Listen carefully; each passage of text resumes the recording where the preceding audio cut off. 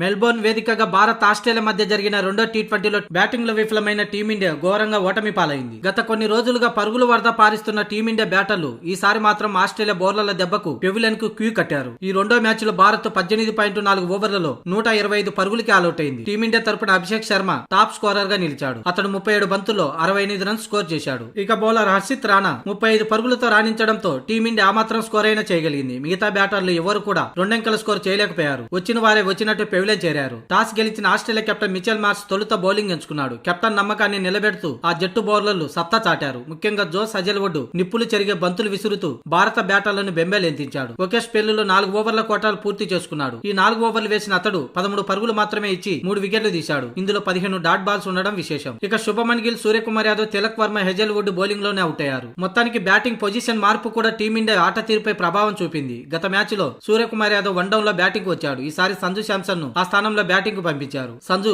కేవలం 2 పరుగులు మాత్రమే చేసి అవుట్ అయ్యాడు. ఇక సూర్యకుమార్ 1, తిలక్ వర్మ 0, అక్షర్ పటేల్ 7 పరుగులు మాత్రమే చేసి పెవిలియన్ చేరారు. ఇక 126 పరుగుల లక్ష్యంతో బరిలోకి దిగిన ఆస్ట్రేలియా 6 వికెట్లు కోల్పోయి లక్ష్యాన్ని ఛేదించింది. టీమిండియా బౌలర్లు మొదట్లో వికెట్లు తీయలేకపోయినా మధ్య ఓవర్లలో టపాటపామని వికెట్లు తీశారు. కానీ ఆరంభంలో వికెట్లు తీసి ఉంటే ఫలితం మరోలా ఉండేది. ముఖ్యంగా ఓపెనర్లు ఆకాశమే హద్దుగా చెలరేగిపోయారు. మొదట్లో ట్రావిస్ హెడ్ టీమిండియా బౌలర్లపై విరుచుకుపడితే అయితే ఆరంభంలో నెమ్మదిగా ఆడిన Mitchell Marsh Travis head out అయ్యాక గేర్ మార్చాడు. వరుసగా సిక్సర్లు బాది స్కోర్ బోర్డును పరుగులు పెట్టించాడు. ఈ క్రమంలో అతను 46 పరుగులు చేసి అవుట్ కాగా ట్రావిస్ హెడ్ 28 పరుగులు చేశాడు. మొత్తంగా ఓపెనర్లు ఇచ్చిన ఆరంభంతో ఓవర్ కి 10 పరుగులు చొప్పున ఆస్ట్రేలియా బ్యాటర్లు దూసుకుపోయారు. పవర్ ప్లే తర్వాత ఆస్ట్రేలియా వరుసగా వికెట్లను కోల్పోయింది. అయితే ఓ పక్క వికెట్లను కోల్పోయినా ఓపెనర్లు ఇచ్చిన ఆరంభంతో లక్ష్యం చిన్నగా ఉండడంతో మ్యాచ్ ఆస్ట్రేలియా ఈజీగా గెలిచింది. మొత్తంగా 13.2 ఓవర్లలో 6 వికెట్లు కోల్పోయి 126 పరుగులు చేసి 4 వికెట్ల తేడాతో ఆస్ట్రేలియా విజయం సాధించింది. టీమిండియా బౌలర్లలో జస్ప్రీత్ బుమ్రా, వరుణ్ చక్రవర్తి, కుల్దీప్ యాదవ్ తలా 2 వికెట్లు తీశారు.